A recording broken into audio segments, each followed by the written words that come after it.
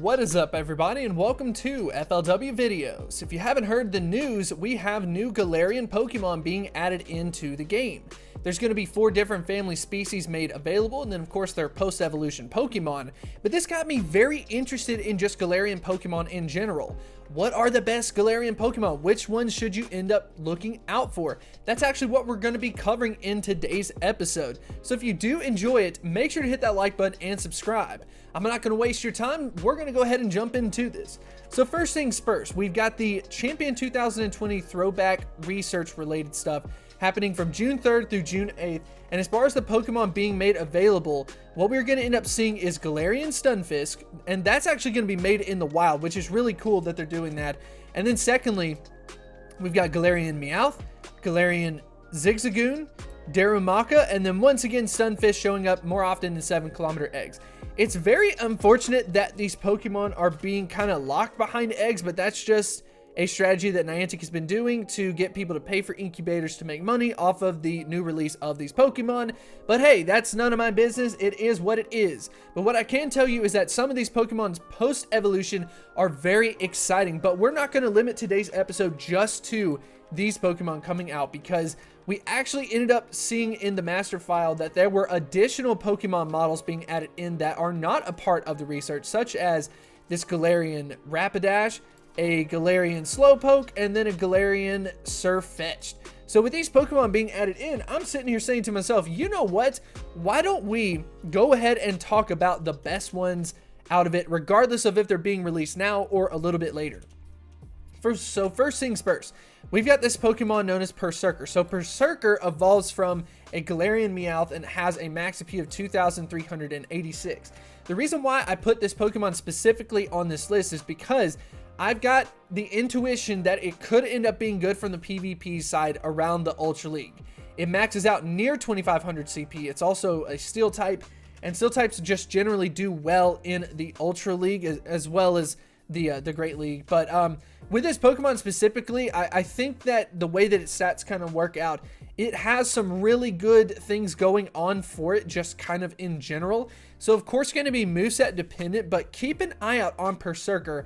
It could end up being one of those Pokemon that ends up being good for the Ultra League. Of course, wait for the moveset, everything like that to be finalized before you decide to invest in it, since you would have to get it up to level 40, but I thought it was worth mentioning. Up next is Darmanitan. So Darmanitan is such a fascinating Pokemon.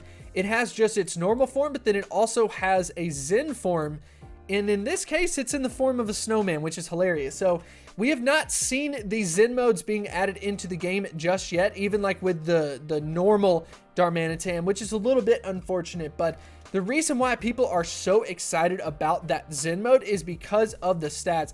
And this is going to be one of the few Pokemon that would just be good in general from the raid side, as opposed to just something like PvP. And it mostly has to do with the attack stat at 323. Ladies and gentlemen, that is higher than Mewtwo. I'm crossing my fingers that the stats are going to end up working out for this Pokemon, where it's not going to end up being one of those attack form Deoxys where, yes, it has an incredible attack stat, but it can't even last in a fight. Its defense stat is super low, but its stamina stat is super high. So I'm thinking that kind of leads to a little bit more of a neutral situation. Hopefully we can use this, because man, this is going to be fun.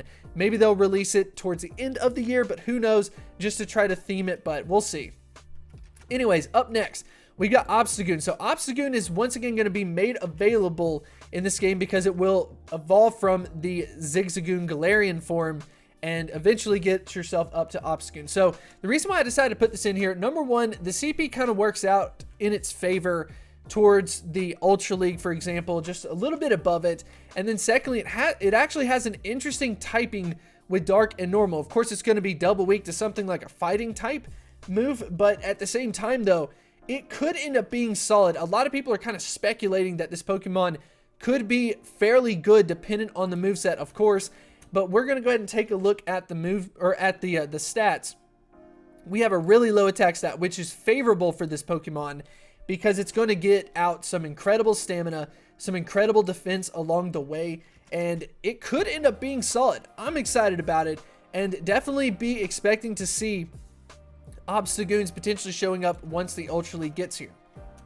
Anyways, if we go ahead and move on, we've got Cursola. So Cursola is going to evolve from Galarian Cursola. Yeah, that's so close. Cursola and then Cursola. Cursola is just going to be a fun Pokemon to see added in. It's of course going to come in a second or potentially third wave. It's not going to come immediately in Pokemon Go. But a max AP of 3063 for Ghost type. It's pretty interesting. I mean, it does have an attack stat of 253. So in this particular case, it would probably be just good, maybe okay from the raid side. PvP, not so much, but we're going to have to wait and see. Up next is Sirfetch'd. So Sirfetch'd has a max AP of 2,985.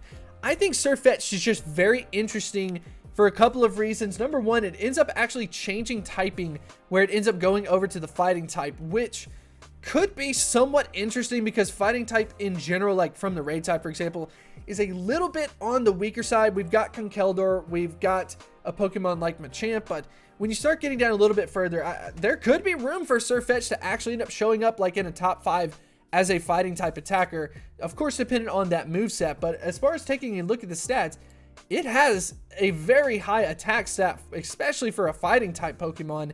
Its defense stat isn't bad at all. Its stamina, unfortunately, is a little bit on the lower end, so that could hold it back, but it still has an overall ranking of 155th, which is not bad for a non-legendary Pokemon.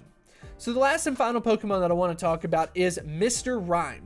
What the heck is going to happen with this Pokemon, with Mr. Mime being a regional Pokemon in Europe? I have no idea, but I'm speculating that that's why Mr. Rime could end up being towards the tail end of it, because Pokemon Go is going to have to address it. We have an Ice/Psychic type Pokemon here. Its CP is at 2,827, and then as far as its stats are concerned, it actually has a pretty high attack stat, which is going to be a little bit unfortunate because it's not going to be able to perform on the raid side from the ice typing or psychic typing due to its stats. But then secondly, when you start talking about it on the PvP side, having that high of an attack stat, in my opinion, holds it back some. So we're definitely going to have to see exactly how this Pokemon ends up performing. It should be interesting, but it actually was one of the higher ranked ones that we talked about today, where it does have an overall ranking of 95th. But anyways, I want to know what you think about these Pokemon in the comment section below. Which Pokemon are you most excited about? For me, it's probably going to be that Darmanitan.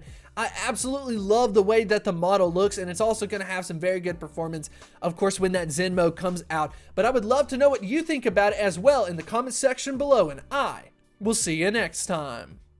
If you want to develop a deeper connection, I would highly recommend you to check out Patreon. We've got a lot of really cool things going on over there. Check out all of these supporters that we have. We are almost up to 100. We are also posting some special content, some behind the scenes work. And if that is the type of thing that interests you, I would highly recommend you to check it out.